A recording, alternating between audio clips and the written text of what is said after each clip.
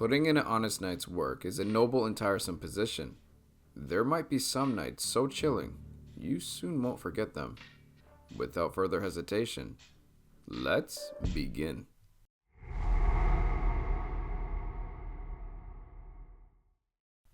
I've never really told anyone this story other than my wife.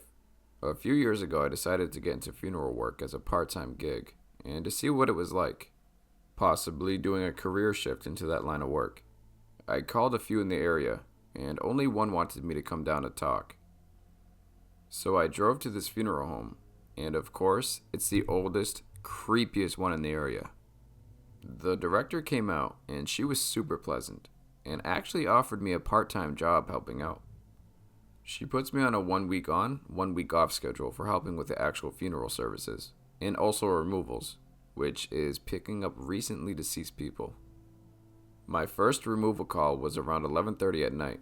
I was nervous to say the least. I show up to the home and she's waiting in the removal van with the cot. She tells me we're going to the hospital morgue to pick someone up. We get there and she goes through the motions, teaching me the process, moving the body from the slab to cot, buckle them, wrap them, and away we go. We get back to the funeral home and wheel him into the prep room. I help remove him onto the table, and she said that she wanted me to help her set his facial features. Not going into detail, because it's a little intense for me. After we finish, I'm at the sink washing my hands, and the phone on the wall turns on speaker mode. Dial tone, then nothing. After the phone started making these weird, slow, pronounced sounds, I look at her and she said, "Okay, that's enough for tonight." So we left. 2 days goes by, and I come back in to help dress the guy into his funeral tux. Again, the phone does the same thing. I asked her if the phone ever done that before, and she said it hasn't. The next day is the funeral service. We get everything prepped into the church. Then, everyone starts showing up. The minister was going on about this individual and his time in the military. He said that this guy had stuff to do with Morse code type things. The director looks right at me, like a light bulb went off, and it dawned on me. That phone sounded like it was doing Morse code. I'll never forget that, and always wondered if and what he was trying to tell us.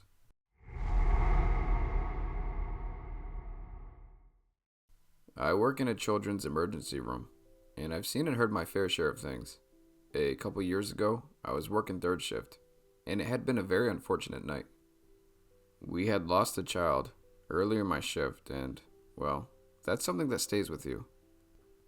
Usually, around 3 a.m., we were able to start closing down hallways due to lower volumes of patients, and I decided to take a much-needed break. Away from the noise in one of the closed hallways, I was hiding in the unit secretary area of the hallway when I heard a child's laugh and footsteps running down the hallway into a room. This isn't a particularly unusual thing, but I wanted to investigate because there shouldn't be a child running around unattended in the closed area of the ED. I walk in the room where I heard the child, and it was completely empty. Behind me, I hear the same thing, but in another room. But this time, the light switched on. Again, I go to investigate, and it was empty. Confused, I turned off the light and went back to the desk. I sit there for a few more minutes, and I see the light switch back on in one of the rooms, and shortly I hear the same laugh. I get up and start walking to the room, and as I get closer, the child laughs again, and the light switches off right before I get there. At this point, I can hear my heart pounding through my chest, like I know something isn't right. I walk into the room and turn the light on, and my heart drops. Sitting on the bed is a patient I'd come to know very well throughout the years. It was the patient that I watched pass away several hours ago in the trauma room. I immediately start tearing up, and I remember wanting to say something, but the words wouldn't come out. He looked at me, laughed, and just like that, he was gone. Maybe I was sleep deprived and seeing things, but in that moment, I felt a sense of peace, and it's an experience that I will never forget.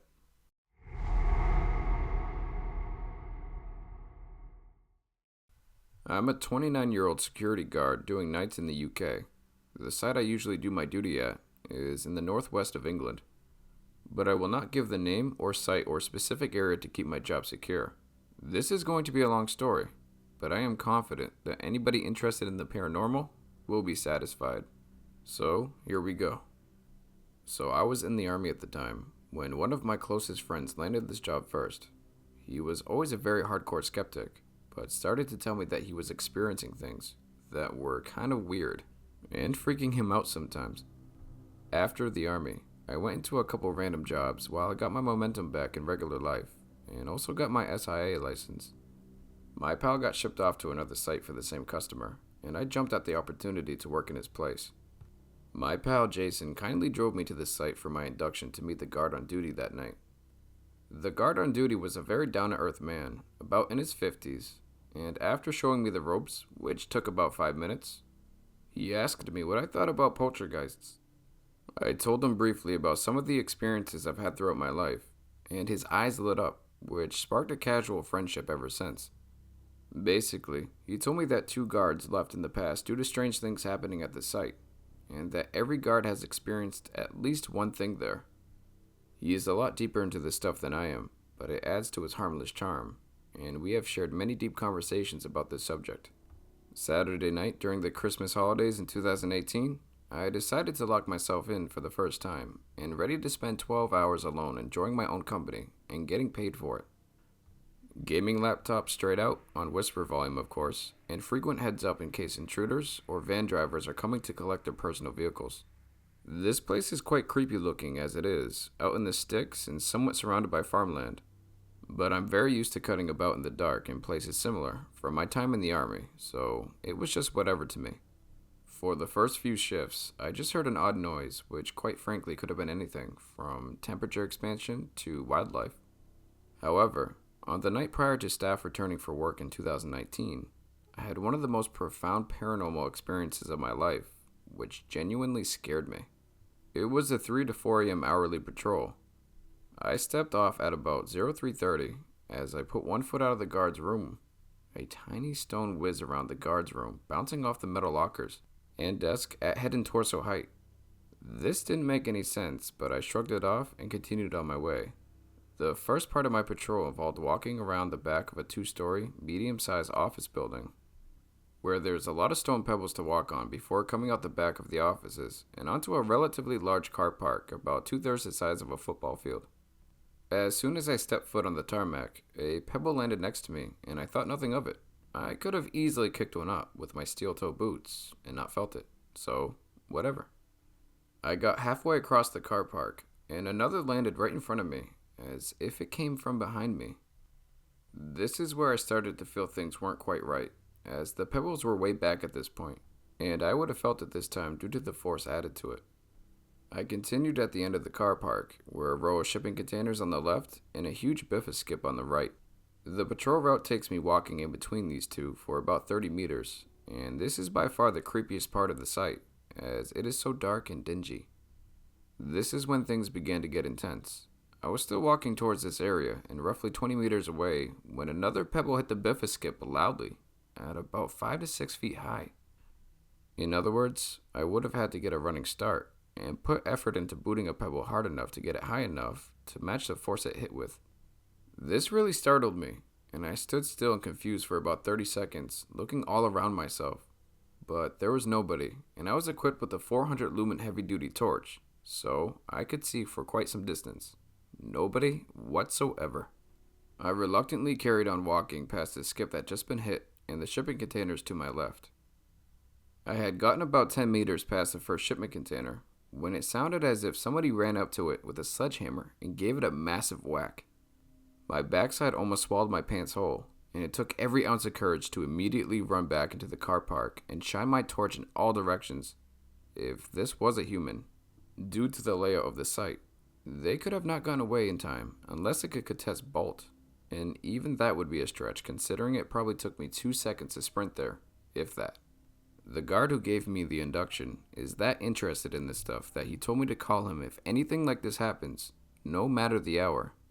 So I continued to the center of the car park to get a full field view of the site, but of course, nobody. That's when I suddenly heard a bang, and it wasn't just one. It was multiple coming from all directions, but confined to within the site. shortly followed by tiny stones constantly whizzing past my shins with a low trajectory, similar to how one would throw skimming stones across a body of water. The thing about these stones whizzing past me is that the direction they were coming from was a huge 3-story high warehouse with no windows or doors from my point of view. So these tiny stones were being thrown at me from an unseen force with 100% certainty, as all that was there was a 3-story brick wall. Never once did any of them hit me, just whizzed by my legs, left and right. Behind this warehouse is a river that gets quite choppy in the winter, but even so, the trajectory dictated that the stones were definitely being thrown in front of me and not over the warehouse. I rang the other guard, and he immediately could hear the racket going on. He told me to go by the river and call out to it. Now, despite having a few experiences sparsely throughout my life, I have never been interested in engaging with whatever the phenomenon is, but I decided to humor him anyway, all the while crapping my pants. So I called out to it, and everything immediately stopped and went dead silent. Nothing further happened that night, and the other guard said he's never known anybody to get terrorized quite that badly by it. Once the staff arrived, I spoke to one of the guys that managed the site, and he said that he would check out the CCTV footage for anybody messing around. Interestingly, the next shift a couple days later, the cleaner who used to be around for a couple hours after the staff left called me into the office block to see a document printed out by email. This was to my security firm about the events, but stated that they could not see anybody or any stones on camera, but could see me doing an intense investigation and being violently startled a few times. Since then, I've had very sparse experiences such as door slamming, a filled mop bucket moving 3 feet right in front of my eyes, and plates smashing in the canteen, cutlery having a quick jangle in the canteen drawer, a loud sound of what can be only described as heavy cardboard boxes being dragged along the dusty warehouse floor, and footsteps coming from the room above. A few months into the job, I also got another very close friend a job there, who was also in the army, and a very big skeptic, until now. He literally laughed at Jason and I while we gave him his induction, especially when we mentioned the strange stuff. So a few nights into Scott working there, I get woken up to a phone call at about 01:30 a.m. It's Scott with a trembling voice saying that somebody just sprinted up the stairs, ran through the short corridor, and is now currently standing outside the guard room door. I said, "Well, you're a security guard. Do your job and see who it is." But there was nobody there, and nothing came of it. I haven't experienced anything paranormal there for a long time now. It seems to have weeks and months of calm, followed by short bursts of activity.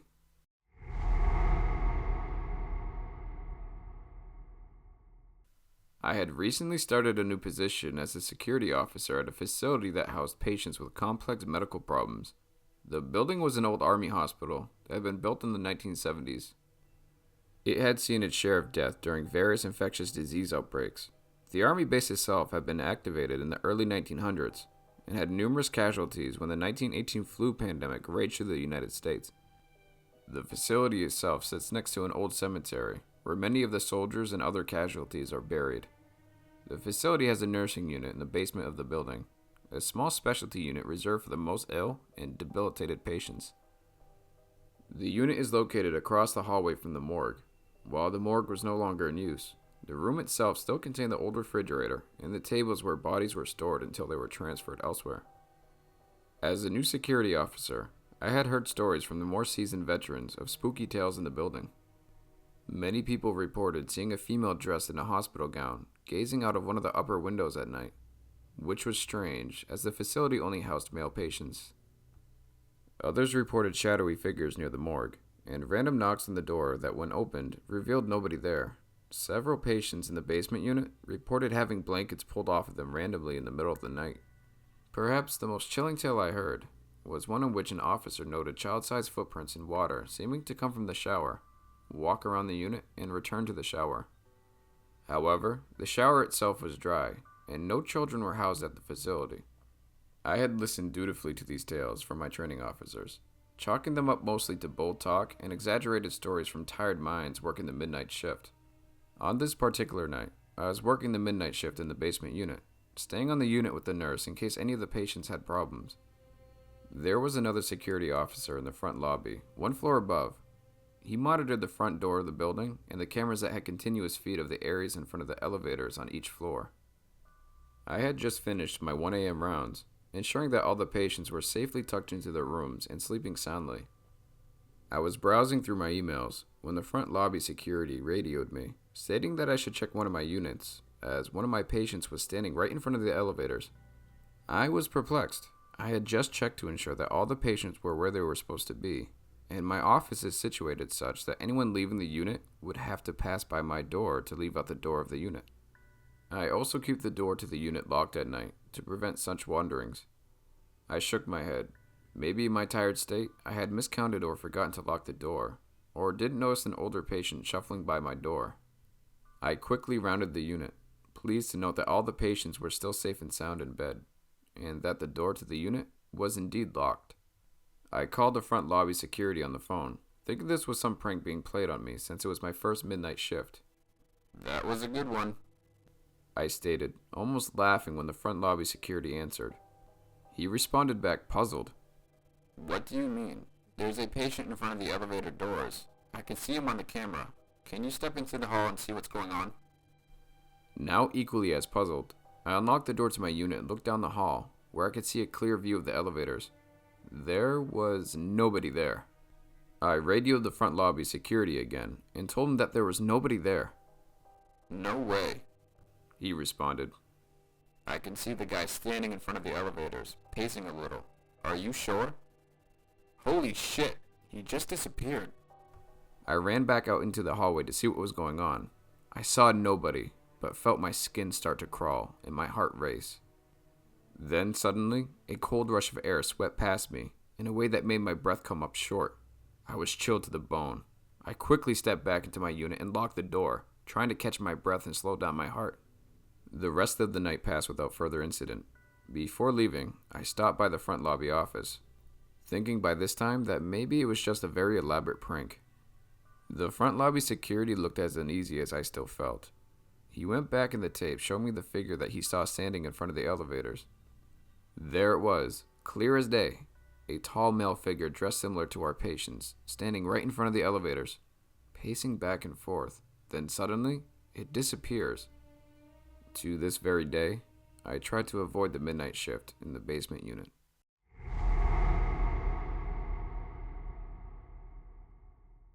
I used to work at a mental institution that was once the site of arson and murders of several patients in the 1940s.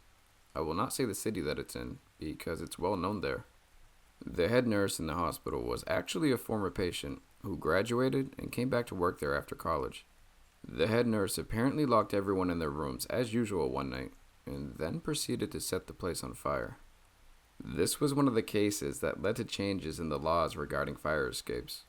The stairwells in this building were made out of wood, and that's where the fire started.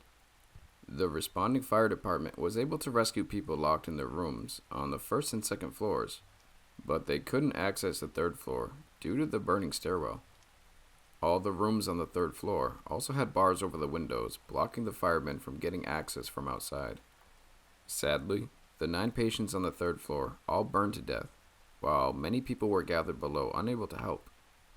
The old news stories say that several of the patients were trying to break down the bars over the windows, but they were not successful before succumbing to the fire.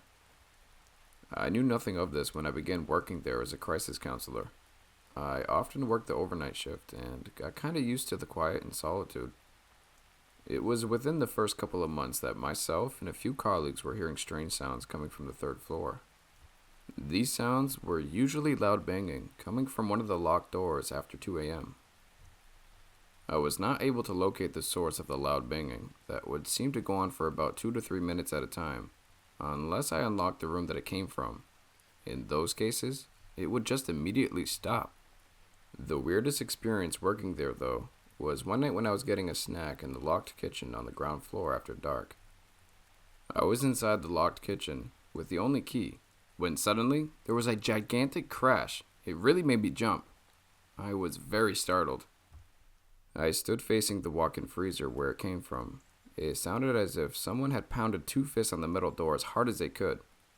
As I watched it happen again, the heavy metal door shook. After about 5 seconds, I was thinking somehow a person had snuck inside behind me and was hiding inside the freezer. I took a few steps forward, planning on snatching the door open to catch them in the act.